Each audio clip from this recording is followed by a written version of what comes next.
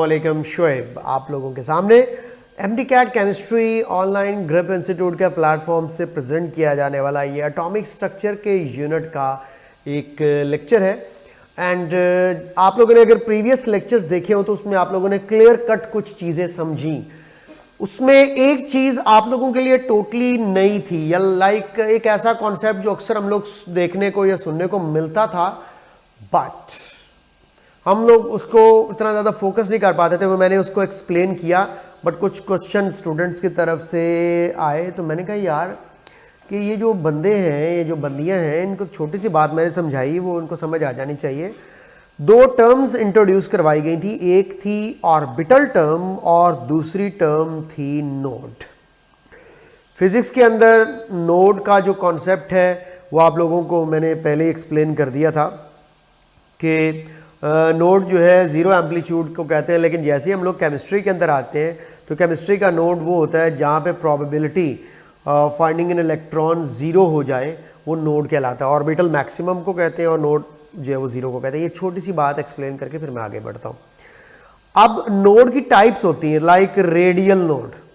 Radial node किस case में होगा? जब आप लोगों के पास स्फेरिकल शेप का एस ऑर्बिटल होगा, तो एस ऑर्बिटल के लिए रेडियल नोड टर्म यूज़ की जाती है।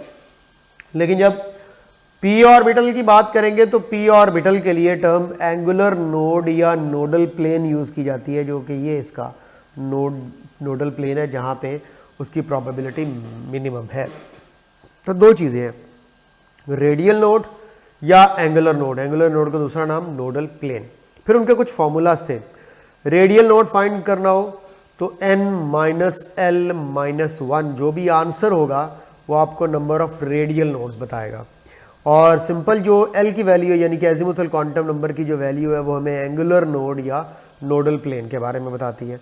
और टोटल नोड्स का जो फॉर्मूला है वो n-1। ये छोटे छोटे तीन फार्मूलाज हैं, इनको ज़हन में रख लीजिएगा। इनको यहाँ पे आप किसी भी जगह पर अप्लाई भी कर सकते हैं, ठीक है।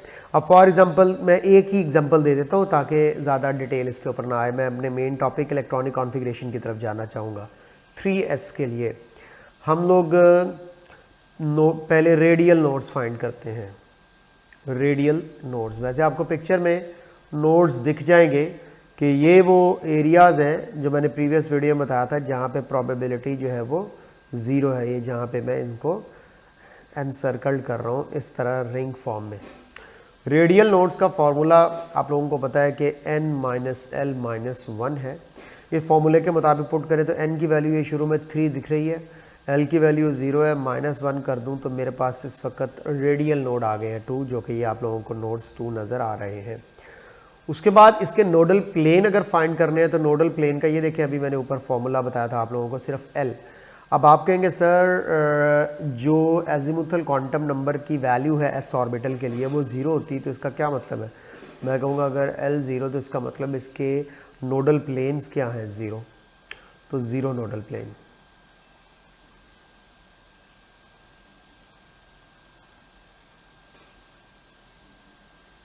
Zero nodal plane.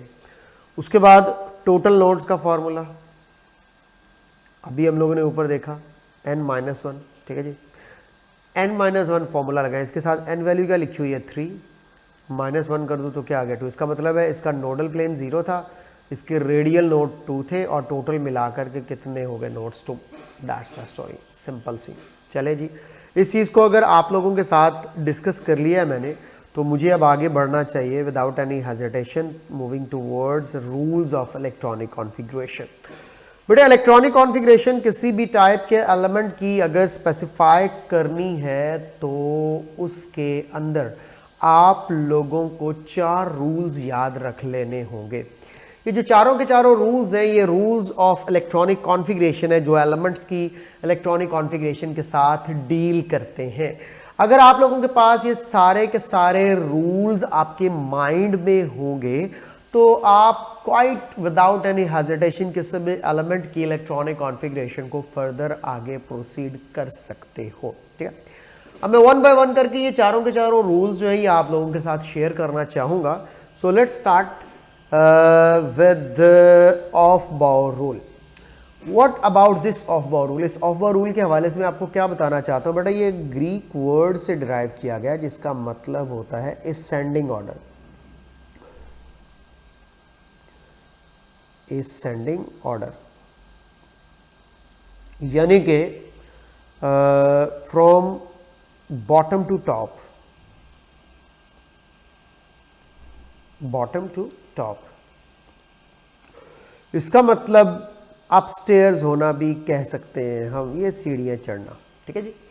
तो हम लोग step by step low to high energy की तरफ जाएंगे तो वो ऑफ बाउ कहलाता है। लो से हाई की तरफ जाना ऑफ बाउ कहलाता है। इसका मतलब क्या हुआ कि आप अगर आज के बाद अगर सीढ़ियाँ चढ़ के छत पे जा रहे हो तो आप अम्मी को क्या कहेंगे, अम्मी मैं ज़रा ऑफ बाउ करके आई। अम्मी ने कहना क्या क्या बोला, दोबारा बोलना। आपने कहना अम्मी मैंने कहा मैं ऑफ बाउ करके आई। शर्म नहीं आती तुम्हें, कैसी बातें कर रही हो? अम्मी को क्या पता ऑफ बाउ का क्या मतलब है, आप लोग पहले बताओ तो सही ना।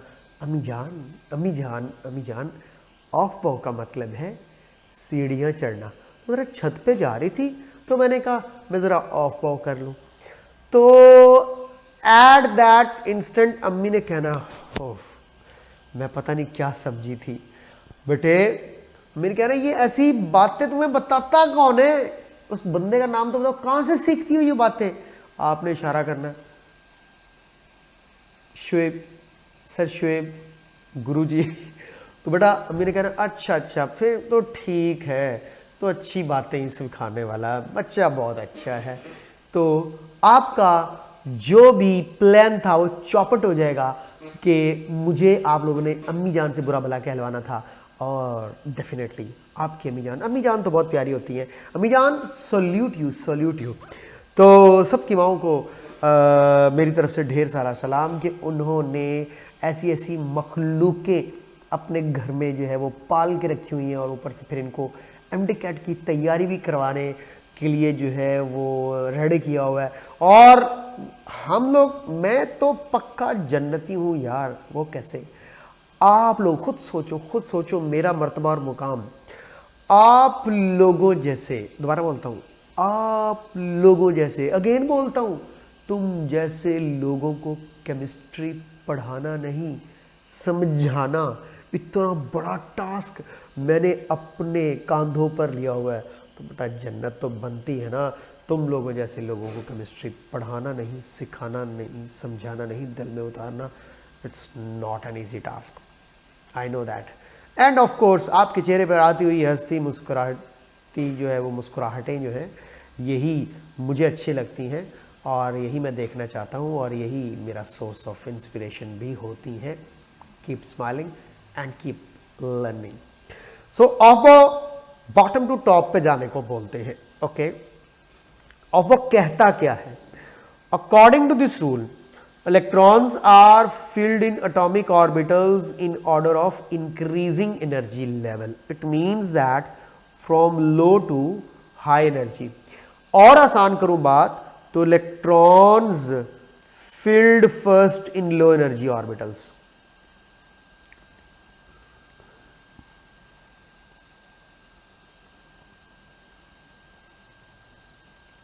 Electrons filled first इन लो एनर्जी ऑर्बिटल्स।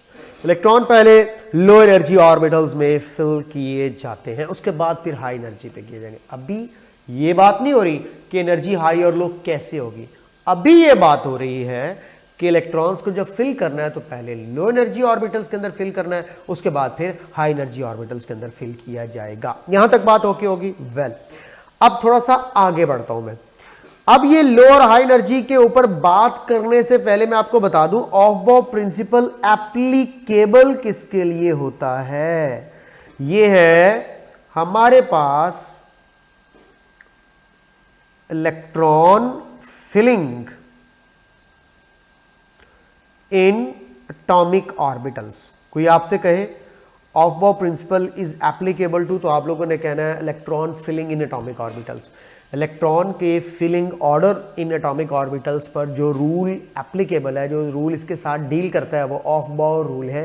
ये बात ज़हन में रख लीजिएगा। Electron filling order in atomic orbitals पर जो रूल एप्लीकेबल है वो ऑफ बाउ प्रिंसिपल है। ये आप लोगों के सामने इस वक्त अगर मैं कहता हूं कि पहले इलेक्ट्रॉन 1s में जाएगा, फिर 2s में जाएगा, फिर 2p 3s, ये जो सारी एनर्जीज मैंने अरेंज की हुई है, स्पेसिफाई की हुई है, इन एनर्जीज को सीखने के लिए हमें सेकंड रूल जो विस-वेसर रूल है या n+l रूल है उसकी तरफ जाना पड़ेगा। लेकिन उससे पहले मैंने जैसा कि अभी आप लोगों को बता दिया, मैं आपको दोबारा सिखा भी देता हूँ। ये जो 1s वाला पीछे आपको फॉर्मूला सा दिखा, इसको in the form of stairs यहाँ पे आप लोगों के सामने बना कर के आपको दिखा भी देता हूँ, समझा भी देता हूँ। आप लोगों को आइडिया भी हो जाएगा कि सर हमें एक्चुअली क्या सिखाना चाह रहे थे। बेटा ये वही ऑर्डर है जो आप लोग छोटी क्लासेस में मुख्तलिफ अंदाज में पढ़ते चले आए हैं। ये है एनर्जी, और जब आप लोग इन एटॉमिक ऑर्बिटल्स की एनर्जी ऑर्डर को स्पेसिफाई करते हो तो आप लोग लिखते हो like 1s 2s 2p 3s 3p 4s 3d 4p 5s 4d 5p 6s onward आगे चलता चला जाता है। ये जो मैंने सीढ़ियाँ चढ़ाई हैं इनको ऑफ बाउ सब कहते हैं। इलेक्ट्रॉन पहले लो एनर्जी 1s में रखो, फिर उसके बाद हाई एनर्जी के अंदर जाएगा इलेक्ट्रॉन। अब ये जो मैंने 1s 2s 2p वगैरह ये जो सीक्वेंस बनाया है, ये सीक्वेंस किसकी बेस पर है? इसका बेस एक सेकंड रूल है जो कि विस-वेसर रूल या ऑफ बाउ रूल है। और ये सीक्वेंस आप लोगों के लिए याद करना भी कोई मुश्किल नहीं। आप लोगों ने छोटी क्लासेस में इसको याद किया होगा, लाइक जिस तरह आप लोग पढ़ते हैं स्कूल, फिर आप लोग कहते हैं सर हमने पब्लिक स्कूल पढ़ा, उसके बाद फिर डिविजनल पब्लिक स्कूल पढ़ा, फिर डिविजनल पब्लिक स्कूल पढ़ा, उसके बाद फिर फेडरल डिविजनल पब्लिक स्कूल पढ़ा। बड़े बड़े मुख्तलिफ अंदाज से इसको याद करने के। आप कहेंगे सर इनके साथ जो 1 2 था वो भी थोड़ा सा आइडिया दे दें, उसका क्या चक्कर है? तो बेटा उसका भी मैं आइडिया दे देता हूँ आपको। लाइक ये आप लोगों के पास 1s, ये उसी तरह 2s, ये 2p, ये 3s, ये 3p, ये 4s, ये 3d 4p 5s 4d 5p 6s 4f 5d 6p and 7s। ये आप लोगों ने तरतीब याद की हुई है स्कूल पब्लिक स्कूल वाली।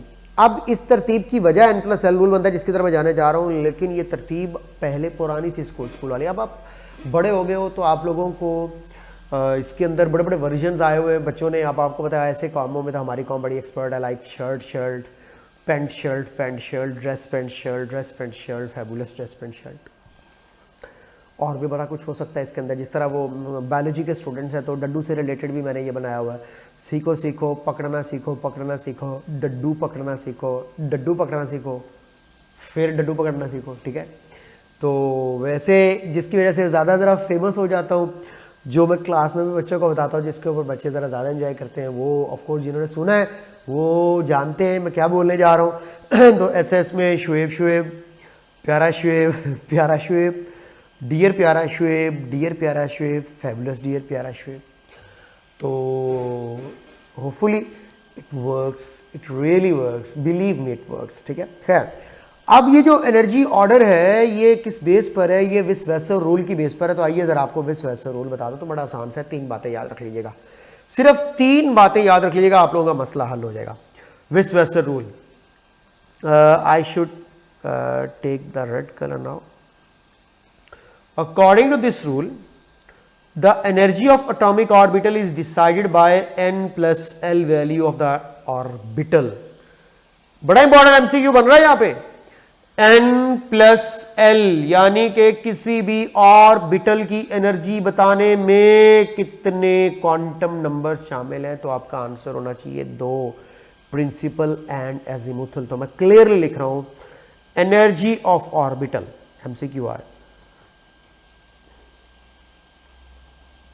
एनर्जी ऑफ ऑर्बिटल बताने के लिए 2 क्वांटम नंबर्स हैं जिसमें principal and azimuthal 2 quantum number energy of orbital के बारे में बताते हैं। ठीक है, अब अगर आपसे कहा जाए energy of an electron in an orbital को बताने वाले कौन से क्वांटम नंबर है, तो आपका आंसर होना चाहिए 2, प्रिंसिपल एंड एजीमुथल। लेकिन अगर आपसे कहता है, यहां पे मैं और क्लियर वर्ड्स में लिख देता हूं, energy of electron in an atomic orbital, तो आपके पास है n और l की वैल्यू। लेकिन अगर सवाल ये आ जाए जो तुम लोगों ने गलती करनी है, मैं बता रहा हूं पहले से क्या गलती करनी है, सवाल आता है energy of electron in orbit,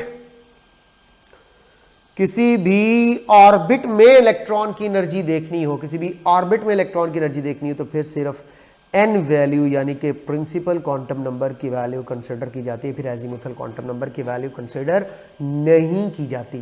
keep this thing in your mind, clear.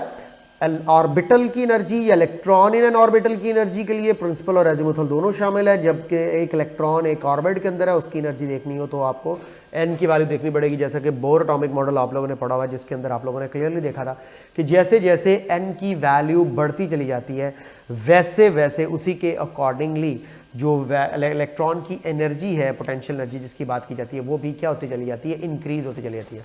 लो जी बेटा, ये जो आप लोगों के साथ मैंने इस वक्त एक बात शेयर की है, बात तय की है, इसको अगर आप लोगों ने सीख लिया और अच्छे तरीके से आप लोगों ने अगर इसको माइंड के अंदर रख लिया है, तो अब मुझे नेक्स्ट प्रोसीड करना है इस रूल के ऊपर कि क्या है।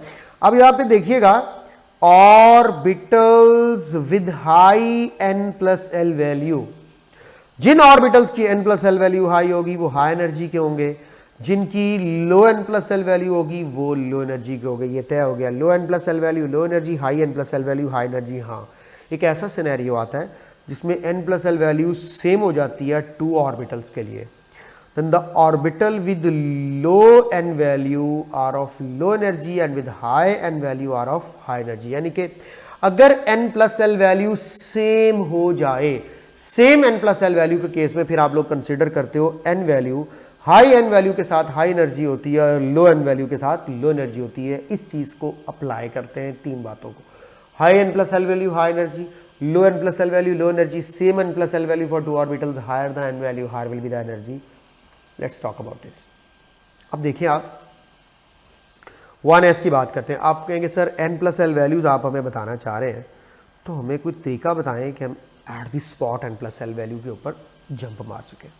ऑर्बिटल लिखा हुआ आपको दिखाई दे रहा है, उसके साथ जो भी नंबर लिखा हुआ है, 1 लिखा हुआ है, 2 लिखा हुआ है, 3 लिखा हुआ है, 4 लिखा हुआ है, 5 लिखा हुआ है, वो n की वैल्यू है। ये ज़हन में रख लीजिएगा। ऑर्बिटल के साथ लिखा हुआ नंबर n की वैल्यू यानी कि प्रिंसिपल क्वांटम नंबर की वैल्यू और l की वैल्यूज आप लोग अच्छे तरीके से जानते हैं कि अगर s है तो 0, p है तो 1, d है तो 2, f है तो 3। अप्लाई कर दें। यहाँ पे 1s लिखा हुआ नजर आ रहा है, इसका मतलब n की वैल्यू 1, l की वैल्यू 0, आंसर आ गया 1। 2 + 0 = 2। जैसे ही n+l वैल्यू बढ़ी, एनर्जी भी बढ़ गई। 2 + 1, 2p की बात कर रहा हूँ, = 3। इसी तरह जैसे मैं 3s की तरफ जाता हूँ तो मैं देखता हूँ यार 3n वैल्यू है प्लस 0l वैल्यू है, तो ये भी 3 आ गया। आप कहेंगे सर अब ये क्या चक्कर है? जी बिल्कुल, यही तो मैं बात कर रहा था कि आपके पास 3s के लिए भी वैल्यू 3 है, 2p के लिए भी वैल्यू 3 है। अब क्या करना चाहिए?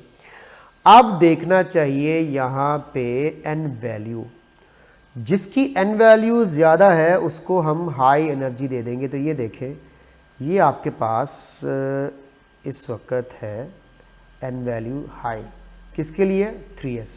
तो 3s के लिए n वैल्यू हाई होने की वजह से हम इसको हाई एनर्जी पे रखेंगे। तो for 2 orbitals having same n+l value, the orbital with high n value will be of high energy. ये बात ध्यान में रखिएगा। आगे इसी तरह अब आप चलाते चले जाएं। 3 + 1 = 4, 4 + 0 = 4। अब ये हाई एनर्जी पे चला गया। अब ये देखें 3 + 2 = 5। 3d के साथ n वैल्यू 3 है, लेकिन हम लोग ऑर्बिटल की एनर्जी के लिए हमेशा क्या देखते हैं? ऑफ कोर्स हम लोग देखते हैं कि हाई n+l वैल्यू होनी चाहिए। जिसकी n+l वैल्यू हाई है उसको हाई एनर्जी पे रख देंगे अकॉर्डिंग टू द रूल। इसमें बड़ी इंटरेस्टिंग बात आगे जाके आएगी क्रोमियम और कॉपर के केस के अंदर, जो कि एक ऐसा तहलका अमेज किस्म का कॉन्सेप्ट है जिसको आप लोगों के साथ शेयर अगर मैं करूंगा और आप लोगों को अगर बात समझ आ गई तो आप लोग कहेंगे सर आपने तो टेंशन ही मुका दी।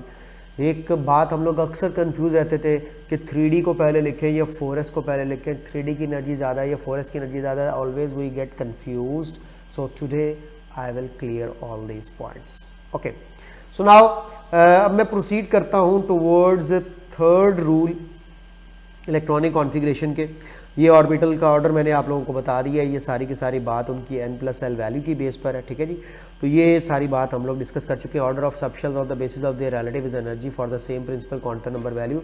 ये चंद एक पॉइंट्स हैं MCQs में आए हुए हैं, आप याद रख लीजिएगा कि अगर आपसे कहते हैं कि ऑर्डर ऑफ सबशेल्स बताओ on the basis of their relative energies for same principal quantum number, यानी कि मैं आपसे कहता हूँ कि अगर 4s है, 4p है, 4d है, 4f है, तो इनका ये एनर्जी ऑर्डर बन जाएगा, ठीक होगा बेटा। उसके बाद इनके n की प्रिंसिपल क्वांटम नंबर की वैल्यू सेम रहनी चाहिए। The order of subshells on the basis of their relative energies for principal quantum number value 1 to 4 are based on n+l values. तो ये सारा ऑर्डर किसकी बेस पर है? n+l वैल्यूज की बेस पर है।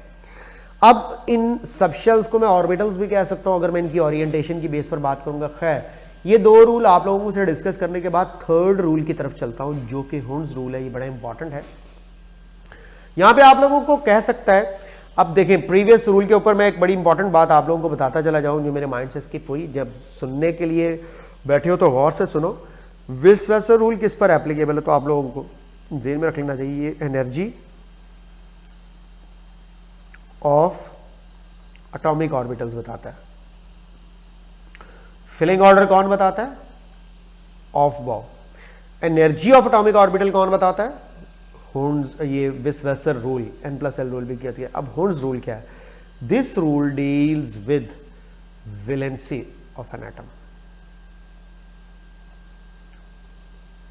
यानी कि ये बेसिकली डील करता है नंबर ऑफ अनपेयर्ड इलेक्ट्रॉन्स के साथ।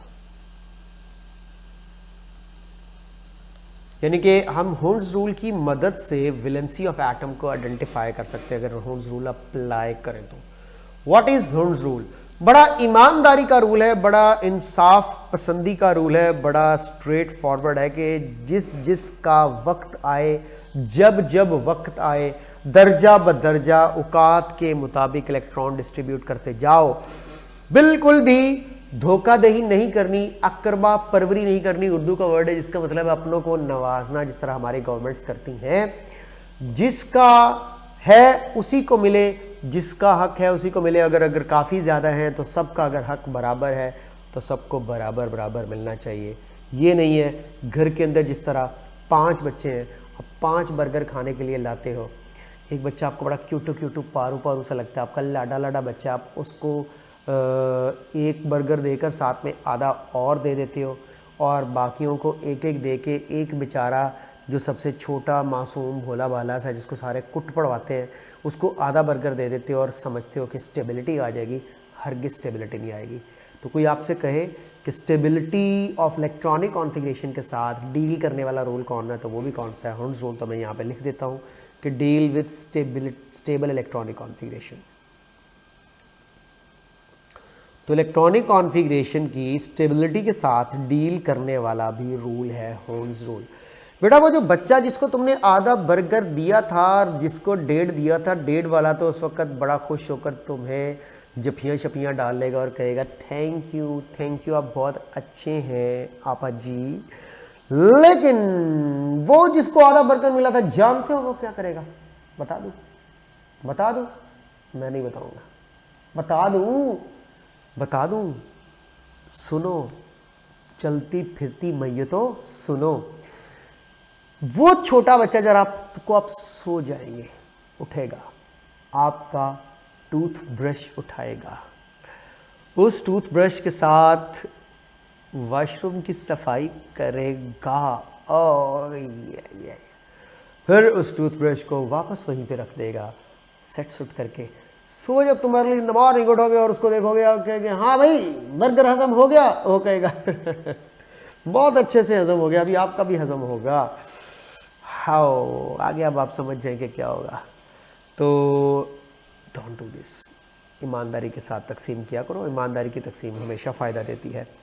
तो now actually coming back toward the topic, what actually Hund's rule is, if degenerate orbitals are available, it means that कि सेम एनर्जी ऑर्बिटल्स होने चाहिए, ये शर्त है, सेम एनर्जी ऑर्बिटल्स। कोई आपसे कहे डीजेनरेट ऑर्बिटल्स में इलेक्ट्रॉन की फिलिंग के साथ डील करने वाला रूल कौन सा, तो आपका आंसर होगा Hund's rule, deal with energy of degenerate orbital. कहता है डीजेनरेट ऑर्बिटल्स आर अवेलेबल, ये डीजेनरेट ऑर्बिटल्स वो ऑर्बिटल्स होते हैं जिनकी एनर्जी क्या होती है, same, and more than one electrons are to be placed in them, एक से ज़्यादा इलेक्ट्रॉन रखने और डीजेनरेट ऑर्बिटल में रखने हैं, they should be placed in separate orbitals with same spin. अलग अलग रखो, यानी कि सबको बराबर बराबर तकसीम करो, बजाय के एक ही में ऑर्बिटल में रख के उनकी स्पिन ऑपोजिट कर दो, तो ये बिल्कुल गलत है, ऐसा नहीं करना। You will put them in separate orbital with same spin rather putting them in the same orbital with opposite spin. This was Hund's rule. इसकी इंपॉर्टेंस क्या है, this rule helps to predict the valency of an element, जो मैं ऊपर पहले बता चुका है। एग्जाम्पल की बात करें, नाइट्रोजन का एटॉमिक नंबर 7 है, नाइट्रोजन के 1s में 2 इलेक्ट्रॉन्स, 2s में 2 इलेक्ट्रॉन्स, अब आगे आ गया 2px, 2py, 2pz, ये तीनों डीजेनरेट ऑर्बिटल्स हैं, और बेटे इन तीनों डीजेनरेट ऑर्बिटल्स की एनर्जी भी क्या है, सेम है। अब इनकी सेम एनर्जी की बेस पर अगर मैं बात करता हूँ तो आप लोगों को समझ जाना चाहिए, मेरे पास टोटल 7 इलेक्ट्रॉन्स थे, 4 इलेक्ट्रॉन्स मैंने यहाँ तक रख दिए, बाकी 3 इलेक्ट्रॉन्स जब पुट करने हैं तो सबको एक एक इलेक्ट्रॉन दे दिया जाएगा और उसकी स्पिन भी तीनों की क्या रखी जाएगी, सेम। इसकी रॉन्ग कॉन्फ़िगरेशन क्या हो सकती थी कि मैं कहता 2px, 2py, 2pz कि अगर मैं पहला क्लॉकवाइज कर दूं, दूसरा क्लॉकवाइज कर दूं, तीसरा एंटी क्लॉकवाइज कर दूं, बेटे ये रॉन्ग है।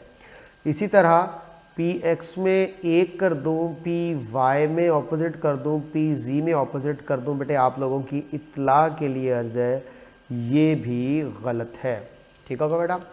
इसी तरह मैं अगर आप लोगों से ये कहता हूँ कि मैं ऐसा कर देता हूँ px, py, pz, अब आप लोग मुझे बताएं इट इज़ राइट और रॉन्ग।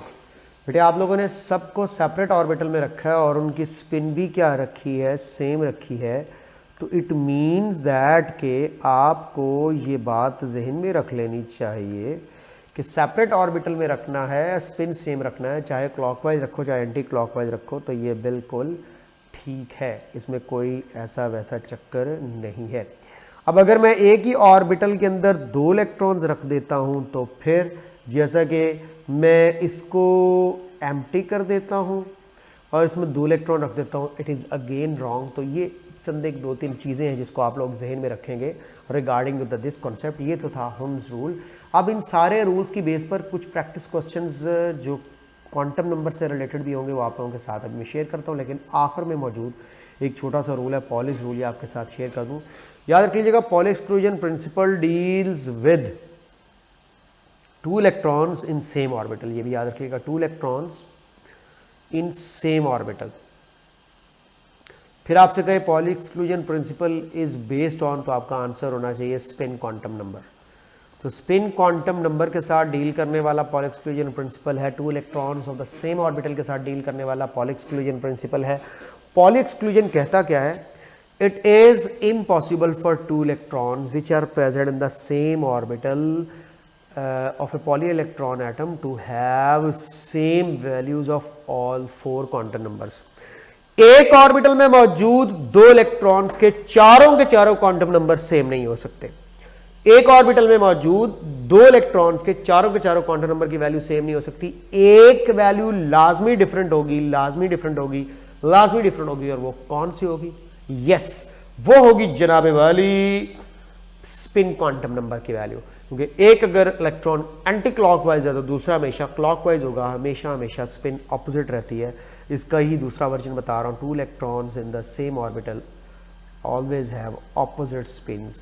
तो ये आप लोगों के पास पॉली एक्सक्लूजन प्रिंसिपल था। इसकी एग्जांपल में अगर आप लोगों के साथ शेयर करूँ तो I will take the example of helium. बड़ी आसान सी एग्जांपल है। हीलियम का एटॉमिक नंबर 2 है। कॉन्फ़िगरेशन देखें तो 1s में 2 इलेक्ट्रॉन मौजूद है।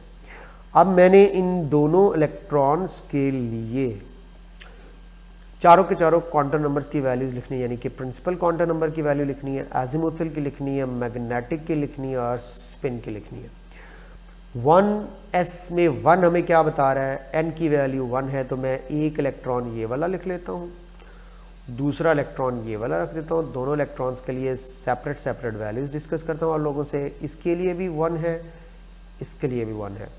और अगर s की हवाले से देखिए तो l वैल्यू क्या होती है, 0। लो जी, ये भी सेम हो गई, ये भी सेम हो गई। m वैल्यू भी 0 हो गई, ये भी सेम हो गई।